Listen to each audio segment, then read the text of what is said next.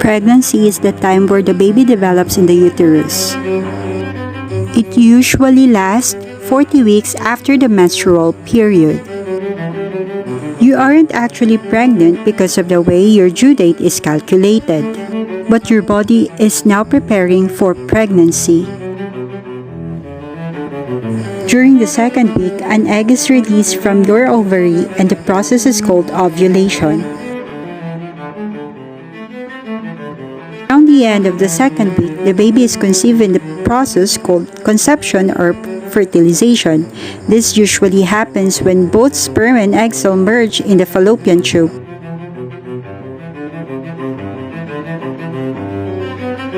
During the conception, the genetic material from father and mother combines to form a unique genetic code, instantly determining sex, hair color, eye color, and hundreds of characteristics.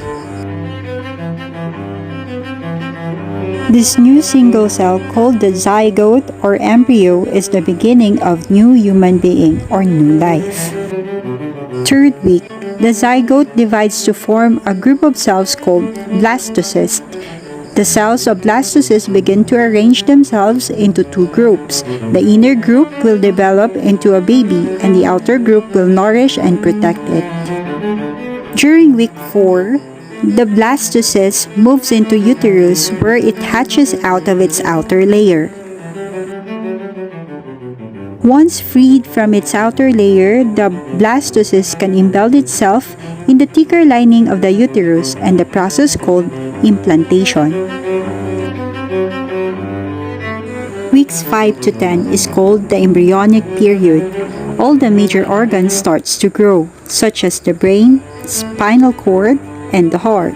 The heart begins to beat during this period. Structures called the placenta and umbilical cord begins to give life support for the embryo that brings nutrients and oxygen from the mother to the embryo. Bones and muscles starts to grow, but in thin transparent skin. Toward the embryonic period, the embryo starts to look more human. At the end of the week 10, the embryo is now called a fetus and it's about 1.25 inches long from head to his foot. During the next few weeks, arms and legs grow longer and start to move. Fingers and toes finish developing and the baby's face is now well formed. By the end of the first trimester, your baby is now 3 inches long.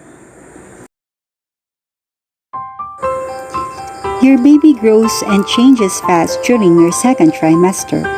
Week 13, the baby is large as a lemon, 3 inches long, and he is learning how to swallow, and he can also start flexing his backbones too. Week 14, the baby is big as bell pepper. The baby is now around 6 inches long. All major organs are formed. Ultrasound can show baby's gender in week 15. 16, he is like 7 inches long, can flex arms and legs, eye moves behind closed lids. Week 17, the baby is big as asparagus pear, began to flip and rolls, and he starts to bring tiny fists into his mouth. Week 18, the baby is now 8 inches long, he starts to hear sounds and his face becomes more defined. Week 19, the baby is now big as an eggplant. The white and waxy material starts to develop to protect his skin. Also, the main long airway starts to form. Week 20, the baby is now big as papaya. He can be more flexible at this period. He starts to sleep a lot and can be disturbed easily. 21, the baby is around 10.5 inches long. He starts to kick and turns. It starts to form brown fats for warmth. In week 22, the baby is now 11 inches long and his genitals is fully formed. Week 23, he is now 12 inches long, fingers and toes completely formed. Also able to hiccups too. In week 24, he is now big as pineapple and weight around 1.5 pounds. In week 25, he is around 13 inches long, can also recognize voices and other familiar noises. In week 26, he is around 13.75 inches long and knows how to thumb suck already. Week 27, he is now big as English cucumber. At this period, more muscle tone is developed.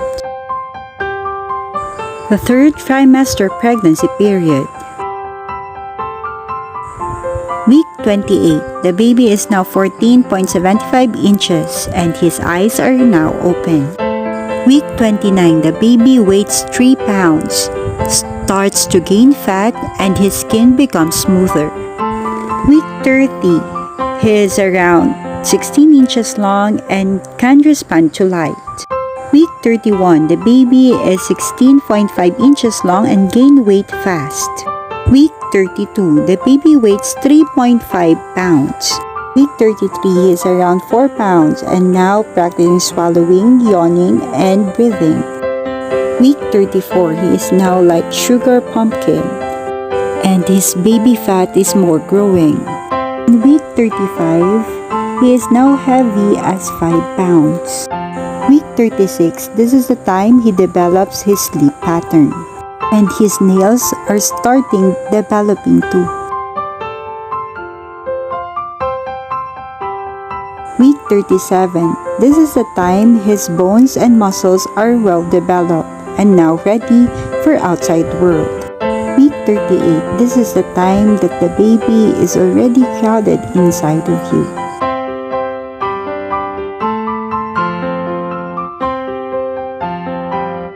Week 39, this is the time that the baby moves to birth canal.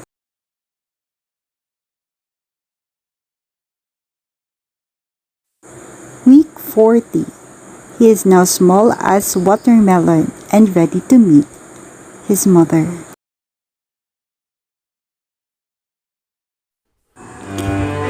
From the womb of the mother, the baby is now moving to the pelvis. Slowly, he is now separated from its placenta. And as his head went out, he is now welcome to see the new world.